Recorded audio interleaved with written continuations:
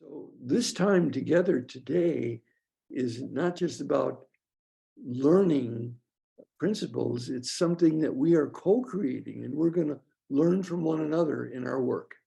So let's look a little more closely at the topic of ethics in breath work.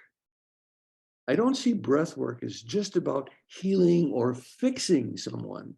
It's about growing and exploring as well as healing.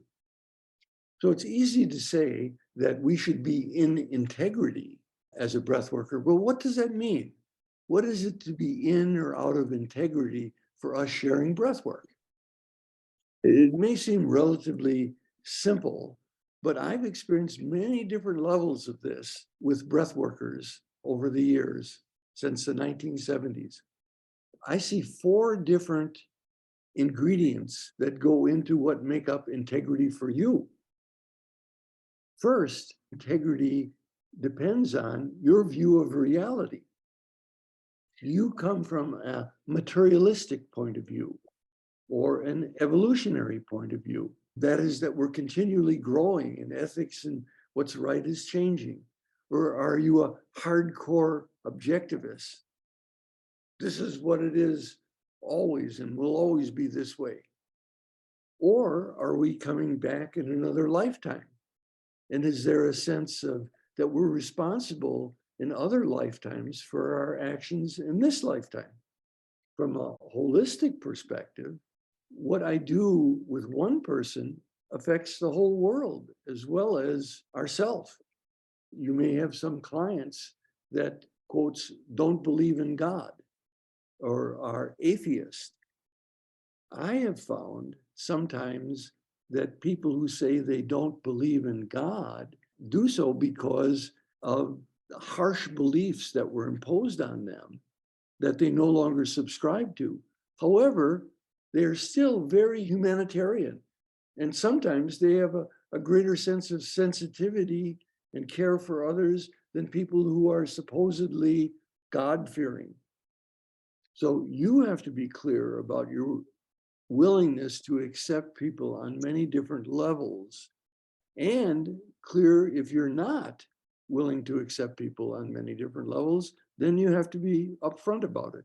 Secondly, what is ethical depends on your level of responsibility for success with your model of treatment.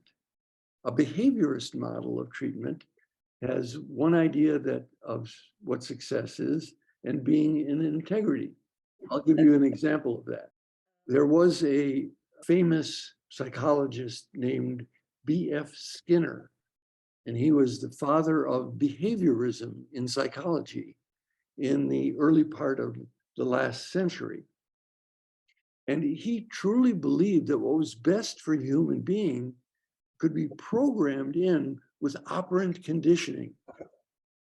And so he raised his son, who spent a lot of time in what he called a Skinner box, which was a place to condition him. So his son turned out to be extremely intelligent and more intelligent than most people, but he also became schizophrenic. And he ended up driving a bus for a living. His father thought it would be unethical for him not to use operant conditioning on his son.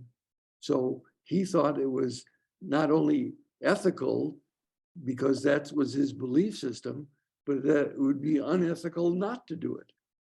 Thirdly, what is ethical also involves your own personal internal safety or fear.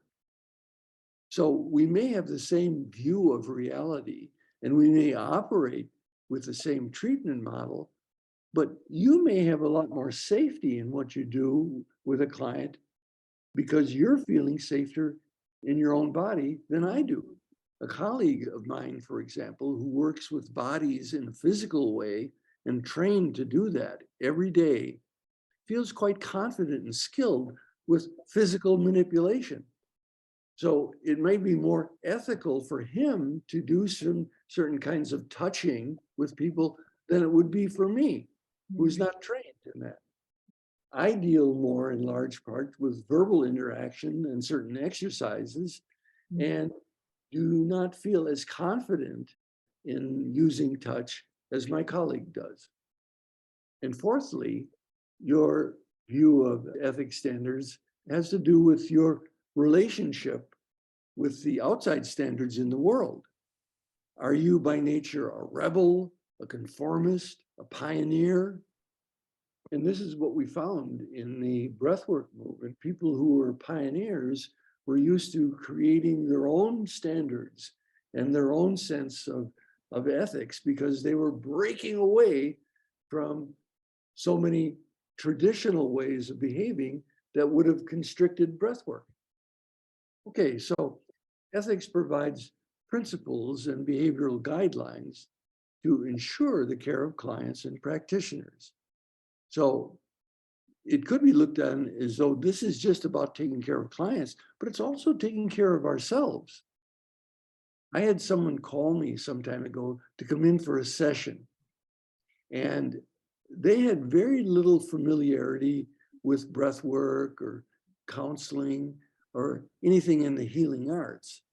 And of course, you are potentially going to run into people like that who don't know what the general guidelines are in a professional relationship. So this person contacted me for and set up a session to do a session with me the next day.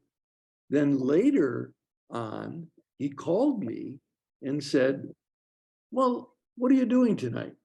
Why don't we take a walk down by the lake and or go to dinner or something, and just to get to know one another before we do the session.